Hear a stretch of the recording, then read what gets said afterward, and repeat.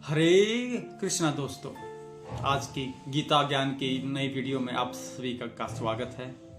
दोस्तों, बहुत से लोग ये बोलते हैं कि तुम्हें पहले ज्ञान लेना चाहिए, तुम्हें पहले खुद को परफेक्ट बनाना चाहिए, उसके बाद तुम औरों को ज्ञान दो। तो साथियों, एक छोटी सी बात है, ना तो परफेक्ट कोई हुआ है, क्योंकि स्वयं श्री ऐसी भक्ति वेदांत प्रभुपाद जी भी कहते थे कि मैं भी परफेक्ट नहीं हूँ, और ना ही इस संसार में ज्ञान में कोई आज तक परफेक्ट हुआ है। लेकिन प्रभुपाद जी का जो ज्ञान है, उनका जो लक्ष्य है, वो बिल्कुल 100% परफेक्ट है, और हम भी उन्हीं के पद चिन्हों पर चलते हुए ये ज्ञान आप सभी तक पहुंचाने का एक छोटा सा प्रयास कर रहे हैं। तो दोस्तों, आइए शुरू करते हैं आज का गीता पाठ। यदृच्छया चोपपत्रम स्वर्ग द्वारम पपावर्तम सुखीनम अक्षतरिया पार्थ लभयन्ते युद्धमी दर्शनम।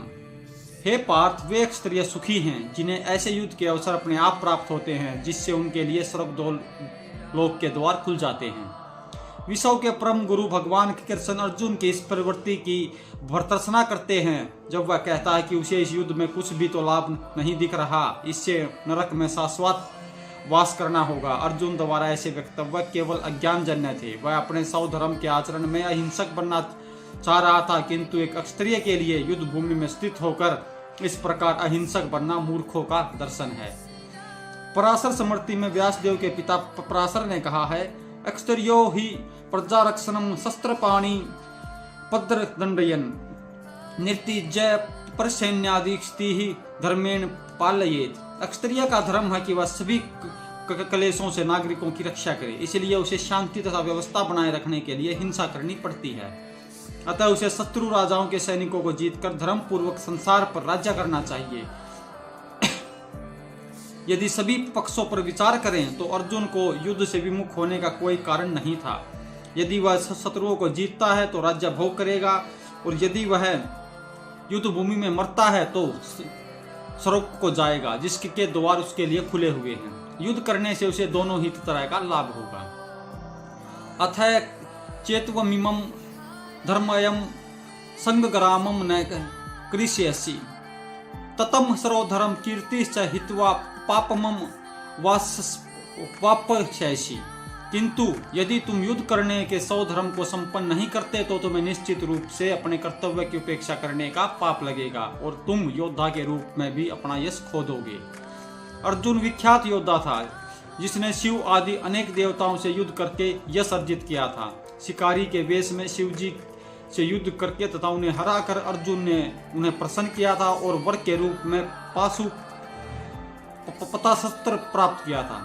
सभी लोग जानते हैं कि वह एक महान योद्धा है। स्वयं द्रोणाचार्य ने उसे आशीष दिया था और एक विशेष अस्त्र प्रदान किया था, जिससे वह अपने गुरु का भी वध कर सकता था। इस प्रकार वह अपने धर्म पिता एवं सर्व के राजा इंद्र समेत अनेक अधिकारियों से अनेक युद्धों के प्रमाण पत्र प्राप्त कर चुका था। किंतु यदि वह इस समय युद्ध का परित्याग करता है तो वह न केवल क्षत्रिय धर्म की उपेक्षा का दोषी होगा, अपितु उसे यश की भी हानि होगी, और वह नरक जाने के लिए अपना मार्ग तैयार कर लेगा। दूसरे शब्दों में, वह युद्ध करने से नहीं अपितु युद्ध से पलायन करने के कारण नरक का भागी होगा। अकीर्ति चापी भूतानि कथयसन्ति तेश्च व्यायामम् संभावितस्य चाकीर्ति मरणादतिरिच्यते। लोग सदैव तुम्हारे अपयश का वर्णन करेंगे। सम्मानित व्यक्ति के लिए अपयश तो मृत्यु से भी बढ़कर है। तब अर्जुन के मित्र तथा गुरु के रूप में भगवान कृष्ण अर्जुन को युद्ध से विमुख न होने का अंतिम निर्णय देते हैं। वे कहते हैं, अर्जुन, यदि तुम युद्ध प्रारंभ होने से पूर्व ही युद्ध भूमि छोड़ देते हो तो लोग तुम्हें कायर कहेंगे, और यदि तुम सोचते हो कि लोग गाली देते रहें किंतु तुम युद्ध भूमि से भागकर अपनी जान बचा लोगे, तो मेरी सलाह है कि तुम्हें युद्ध में मर जाना ही श्रेयस्कर होगा।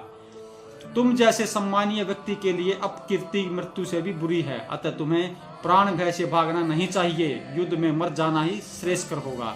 इससे तुम मेरी मित्रता का दुरुपयोग करने तथा समाज में अपनी प्रतिष्ठा खोने के अपयश से बच जाओगे। अतः अर्जुन के लिए भगवान का अंतिम निर्णय था, वह संग्राम से पलायन न करे अपितु युद्ध में मरे।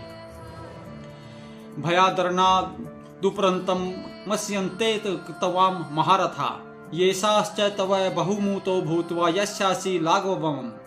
जिन जिन महान योद्धाओं ने तुम्हारे नाम तथा यश को सम्मान दिया है, वे सोचेंगे कि तुमने डर के मारे युद्ध भूमि छोड़ दी है और इस तरह वे तुम्हें तुच्छ मानेंगे।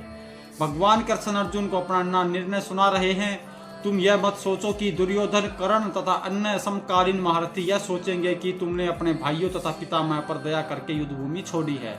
वे तो यही सोचेंगे कि तुमने अपने प्राणों से भय से युद्ध भूमि छोड़ी है। इस प्रकार उनकी दृष्टि में तुम्हारे प्रति जो सम्मान है वह धूल में मिल जाएगा। अवाच्य वादाश्च बहून वदिष्यन्ति तवा हिता निंदन सत्व सामर्थ्य ततो दुखतरम नु किमम। तुम्हारे शत्रु अनेक प्रकार के कटु शब्दों से तुम्हारा वर्णन करेंगे और तुम्हारी सामर्थ्य का उपहास करेंगे। तुम्हारे लिए इससे दुखदायी और क्या हो सकता है। प्रारंभ में ही भगवान श्री कृष्ण को अर्जुन के अयाचित दया भाव पर आश्चर्य हुआ था और उन्होंने इस दया भाव को अनार्योचित बताया था। अब उन्होंने विस्तार से अर्जुन से कथा कथित दया भाव के विरुद्ध कहे गए अपने वचनों को सिद्ध कर दिया है। हतो वा प्राप्यसि सर्व जित्वा वा भोक्ष्यसि मह्यम् तस्मात् दुतिष्ठः कौन्तेय युद्धाय कर्तव्य निश्चय। हे कुंती पुत्र, तुम यदि युद्ध में मारे जाओगे तो स्वर्ग प्राप्त करोगे, या यदि तुम जीत पाओगे तो पृथ्वी के साम्राज्य का भोग करोगे। अतः दृढ़ संकल्प करके खड़े हो और युद्ध करो।